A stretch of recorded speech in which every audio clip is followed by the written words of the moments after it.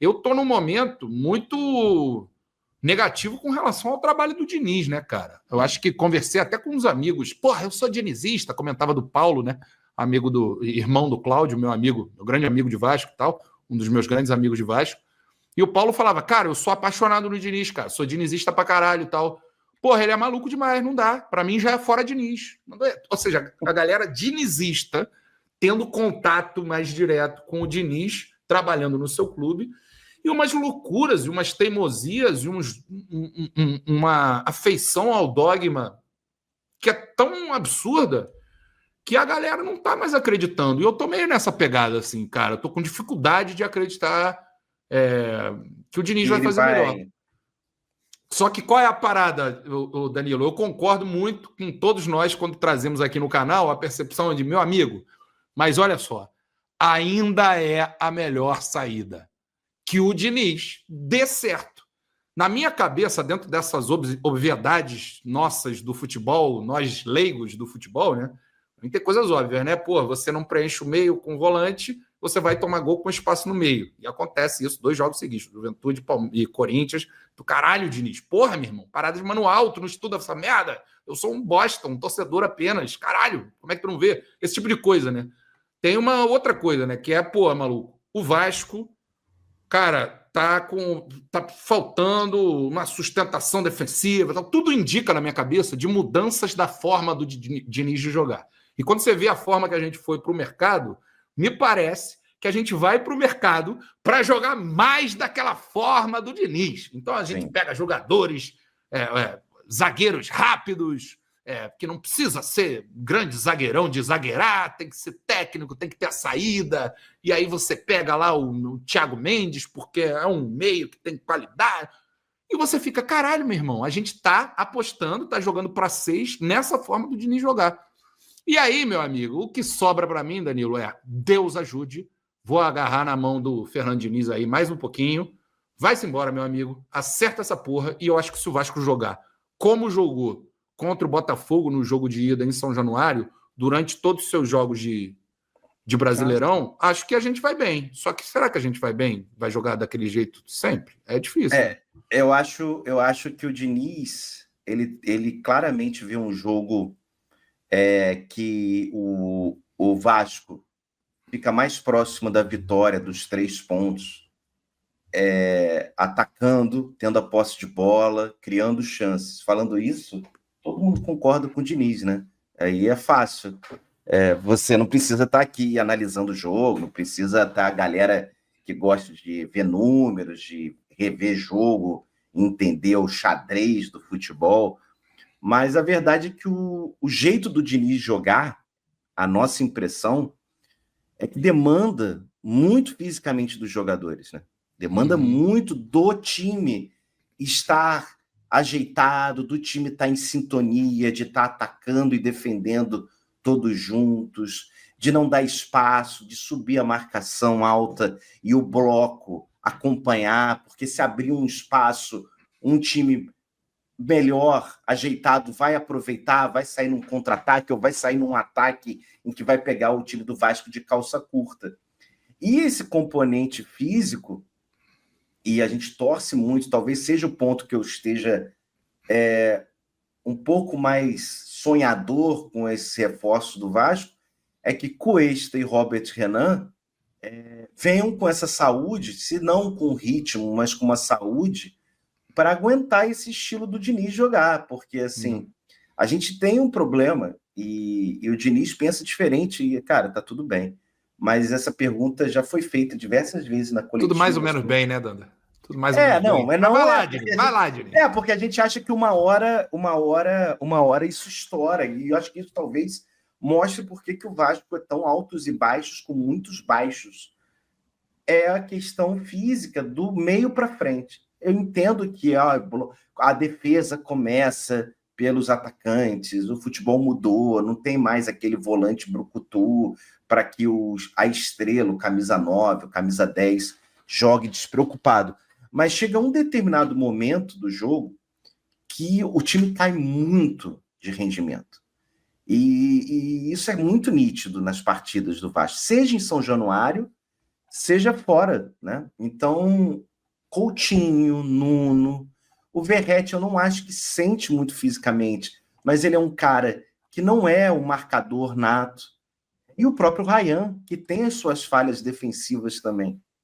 Então, estou falando de 4 jogadores que têm as dificuldades.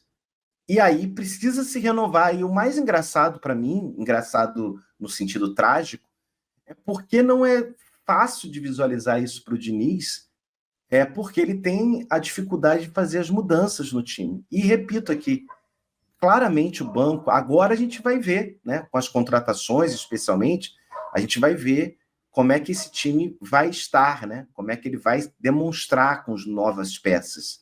Mas a ideia, como o Gustavo falou, é que ganha jogadores para rotação, para boa. O DVD está ali no banco para substituir um Ryan. O Colômbia está ali no banco para substituir um Nuno, que seja.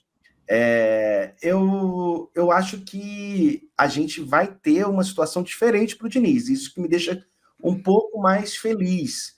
Agora, ao mesmo tempo, por que a demora na mudança? Era falta de confiança nos jogadores? Para mim, claramente. Mas pensando num técnico que exige tanto fisicamente dos jogadores, me surpreende ele não oxigenar o time, assim, ele não ver. E talvez, Gustavo, em linhas tortas, existe um nome aí que tomara que faça a diferença, e já fez a diferença no jogo do Botafogo, como você falou, que se chama Menino Barros. Olha O Menino aí. Barros tem um fôlego que talvez ele, pela volância, por ser um destruidor, uma marcação mais intensa, consiga dar um equilíbrio que esse time claramente não tem, com esses 4 jogadores da frente, que chega um momento, e para mim não é apenas no início, às vezes no início, não é apenas no meio da partida, às vezes no início da partida o Ryan fica desligado, o Coutinho não volta para marcar, existem outras questões ali do que apenas correr para trás. E eu acho que o Barros pode ser esse carregador de piano 2.0 que o time perdeu sem o Hugo Moura no meio-campo, né? O Hugo Moura teve que voltar, ir para a zaga. Então, dependendo, o Barros é a saúde e talvez um time desequilibrado, mesmo que estejam 11 jogadores ali, um Barros com muita saúde, muita vontade de se provar, um garoto que está vindo depois de 2 empréstimos, então não sei se na cabeça dele também tem a importância de aparecer no mercado. Quem sabe isso faça com que, por linhas tortas, né? Repito aqui, ninguém quer o Tietê, ninguém quer o Jair machucado, pelo amor de Deus. Mas por linhas tortas, o Vasco possa ter um equilíbrio no campo que eu não consigo ver, infelizmente. Acho que o time passa por uma defesa bem postada, por um meio-campo que consegue trabalhar a bola e por um ataque também efetivo. Mas essa coisa de os atacantes marcam, eu acho que o time tem que estar muito bem ajeitado. E aí a crítica ao Diniz, ele teve aquele um mês da pausada do Mundial, vai vir de uma data FIFA de 11 dias, tomara que haja uma melhora, mas são pouquíssimos jogos, e eu vou falar jogos que deram empate, hein? Contra o Grêmio ali até os 60, 70 minutos, e contra o Atlético Mineiro, são 2 jogos que eu vi um Vasco equilibrado, conseguindo ter força no ataque, mesmo sem vencer as partidas, e dando poucas chances de gol para o adversário. O do Botafogo, inclusive. Mas, assim, o Botafogo, talvez o empate que fica parecendo, a gente está aqui comemorando o empate, é porque o Botafogo tem um time 1000 vezes melhor que o Grêmio e o Atlético Mineiro. Por isso que naqueles 2 jogos a gente ficou triste pelos empates, e contra o Botafogo ficou uma sensação de, não de dever cumprido, mas competimos, né? Torcer agora que quinta-feira que vem o Vasco consiga fazer esse papel também, né, Gustavo? O Barros trouxe muita coisa que a gente precisava, né? Assim, ou pelo menos muitos lados positivos, né? Aquele jogo do Botafogo foi muito bom, mas acho que até no jogo contra o Sport, que ele vai mal, acho que tem uma coisa de jogo ali que, sei lá, ele ao lado do Cocão ali, o time jogando como jogou, acho que Ele podia ter feito uma diferença que não fez, mas eu não perde pontos. Para mim, a gente fez esse debate no Ibo Vasco, né? Mas, pô, é um cara que conhece a casa, criado na casa, é Vasco, traz essa motivação de voltar de um bom empréstimo. Isso fica claro quando você vê a vibração dele no gol ali, a forma com que ele responde, com que ele vai para a briga com os jogadores do Botafogo. Enfim, foi muito bacana ver a postura, o entusiasmo do Barros para entrar em campo, e que traz uma coisa que é muito importante para esse time do Diniz, acho que tanto para o Diniz quanto para a gente que tem sido crítico à fragilidade defensiva do Vasco, né? Que é um jogador que tem um combate muito forte, que tem saúde, tem posição física e que também sabe jogar com a bola, né? Sabe jogar com a bola, tanto buscando os passes que quebram a linha, quanto levando a bola quando acha um espaço, né? Acho que é um jogador muito interessante. E aí as perguntas já aparecem aqui, né, no chat, apareceram quando você estava falando, né? Algum Moura e Barros é possível? Cara, na minha cabeça, cara, não só possível, como até necessário, cara. Mas eu acho, para trazer um equilíbrio nesse time, Mas o Diniz é outra coisa, a gente perde, né, na volância, mas libera os atacantes para ter uma vida lá na frente, né? Não sofra tanto atrás. Na minha cabeça, quando o Tietchan estiver de volta, inclusive é os 3, né, cara? E aí você brinca com as opções de ataque que você tem e eventualmente você sai do 2 volantes para 3 volantes e tal, mas a gente sabe que ele não vai fazer isso. A gente sabe que não é um jogo do Diniz. E o Diniz, o que mais tem incomodado, para além das maluquices, né? O que mais tem incomodado é a parada meio dogmática, né? Da gente não ver assim uma pegada mais estratégica no jogo a jogo, nas condições de jogo, de você mudar o esquema, de você ter um cardápio de situações. Não é o que a gente vê, né? Ele aposta numa coisa e vai até o fim, de forma a única vez que o Diniz mudou o esquema, não sei se a galera vai concordar ou vai estar com a memória mais afiada do que eu, foi aquele jogo lá no Morro, lá, contra o Del Valle, que ele botou o GB, lembra? Do nada. Deixa eu botar o GB aqui que tá sem jogar há 1000 anos e vou botar o garoto. Foi a única vez que ele mudou, jogou com 2 atacantes na frente, né?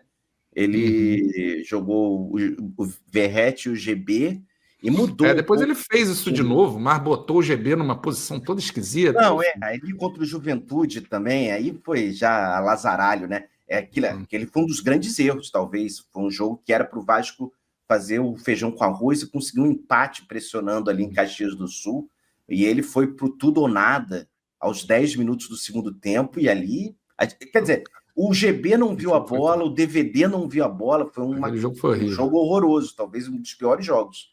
Tu viu a declaração do Celso Barros num podcast outro dia? Acho que eu mandei não me lembro qual grupo, se foi no grupo de grande membros, se foi no Redação ou nos dois.